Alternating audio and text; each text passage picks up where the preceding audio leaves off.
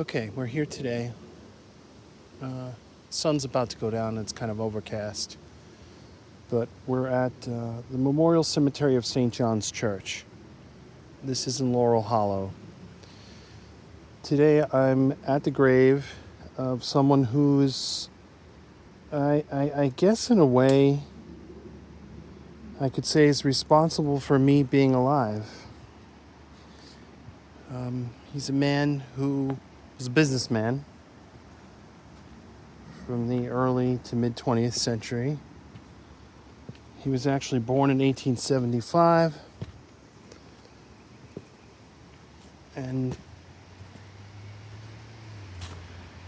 he started a foundation, or I don't know how you would describe it, but he had the Alfred P. Sloan Foundation, which eventually turned into the Sloan Kettering Institute for Cancer Research, the Cancer Center, and ultimately, Sloan Kettering.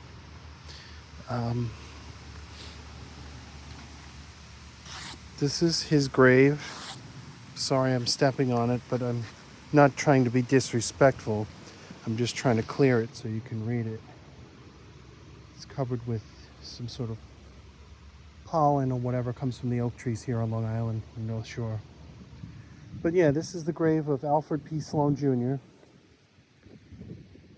who, started Sloan Kettering Cancer Centers.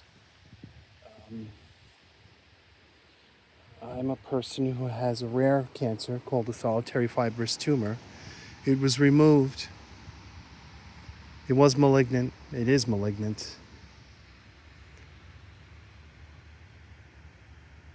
But I'm still alive. For now. But I credit this person's, how do you want to say it? Legacy, okay? That's a good one. But because of this man, and others, of course, but he's the genesis for it. I'm alive today. Let's see, I'll read some facts here about him. Of course, he worked with General Motors. He was the CEO of General Motors. And I'm also a pretty big car guy. I've always been my whole life. Now I'm more of a motorcycle enthusiast. I don't know. Because of my cancer diagnosis and surgery, I had a very complicated surgery where I was in the hospital for about 12 days. I had other surgeries beyond that. Yeah, it was a lot, but mostly because of this gentleman, I'm still here.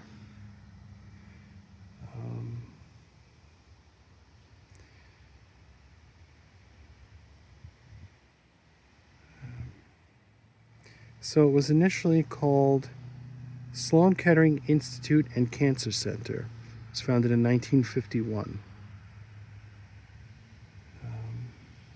This gentleman did a lot of other things, but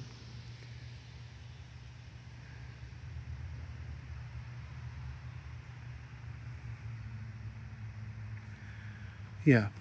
So I had a very massive tumor. It grew very quickly. I actually was sick with COVID at the end of 2021, around Christmas time. I was very sick. I got double pneumonia.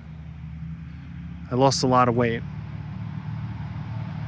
And unfortunately, you have to hear this brodozer, or whatever you want to call it. But anyway, I get sidetracked easily. Anyway, I lost a lot of weight from the COVID. And I remember for whatever reason, I was coughing or something, and I was holding my abdomen on the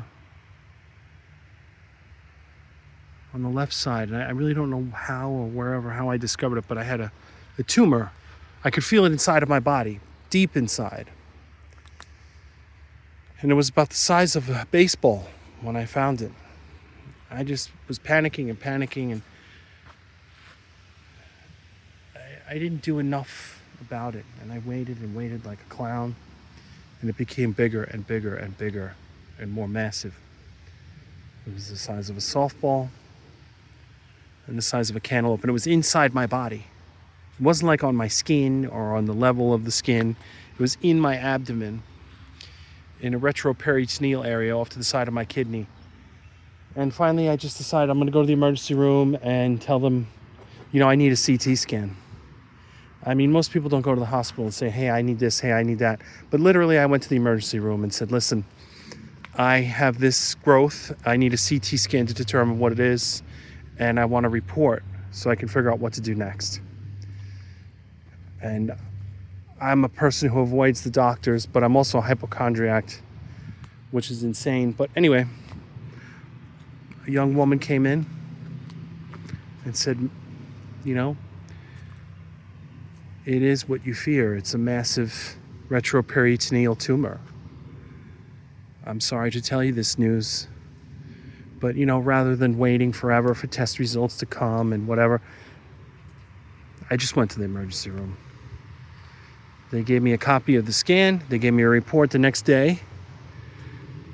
The very next morning, I called Sloan Kettering Cancer Center, and this was during the height of COVID. I mean, everything was on lockdown.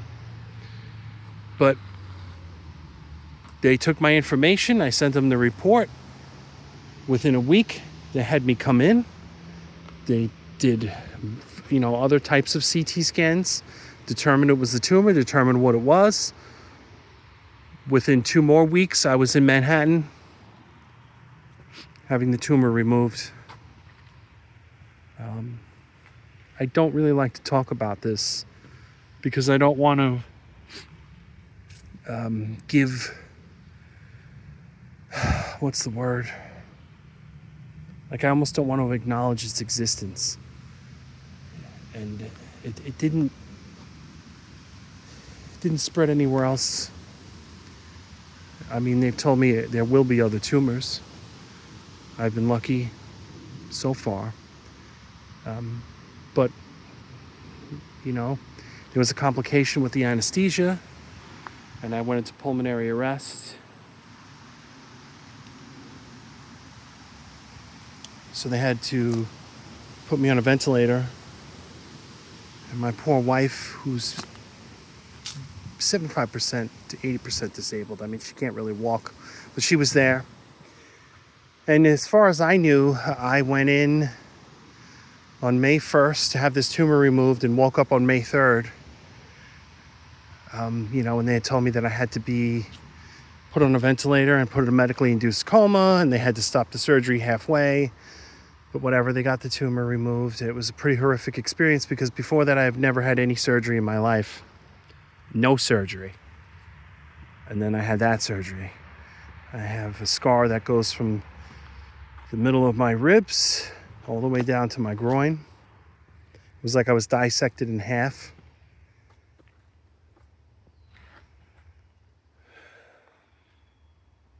Not long after that, I had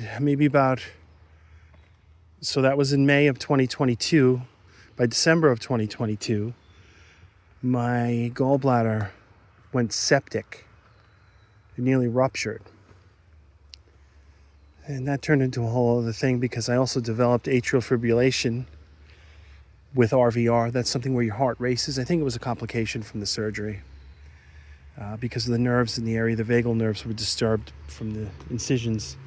Anyway, so I couldn't have gallbladder surgery right away. I had to have this. That's a very annoying noise. I'm sorry. I had to have this tube put into my gallbladder with an external drain bag. I had that for more than a year.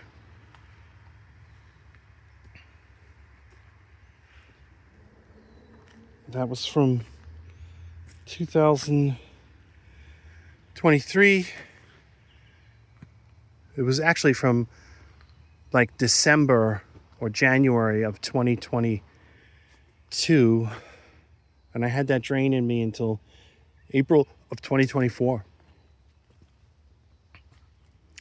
And also doctors at Sloan Kettering were able to, I had to have an open gallbladder surgery. I couldn't have laparoscopic because of the previous surgeries, incisions, and scars. Needless to say, I have a scar on my, and I put on a lot of weight since I've had my gallbladder removed. Like, I mean, I'm like John Goodman from Roseanne obese right now.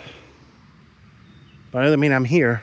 That's the only thing I can really say. But anyway, I went off topic. I just wanted to show people where Alfred Sloan was buried. Here in Laurel Hollow on Long Island. It's on the North Shore of Long Island. And this cemetery is just an amazing cemetery. I'll put some links and information about it. But my next, I have cancer scans every 4 to 6 months, depending. Right now it's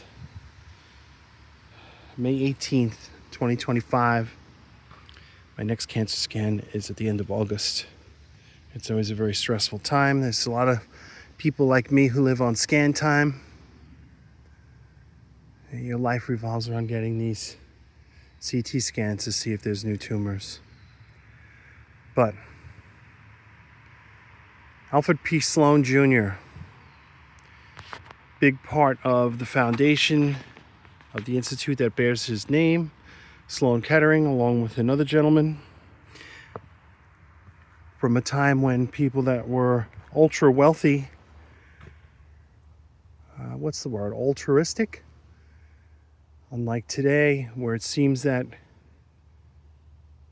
I don't know, I'm not going to get into political rantings, but I mean, someone that has trillions of dollars, like Elon Musk maybe, or the guy from Amazon, I mean, I don't know.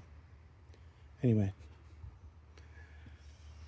Alfred P. Sloan, he's buried here.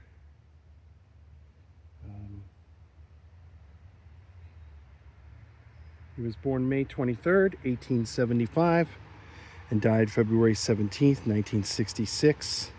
So it's a few days before it would be his birthday.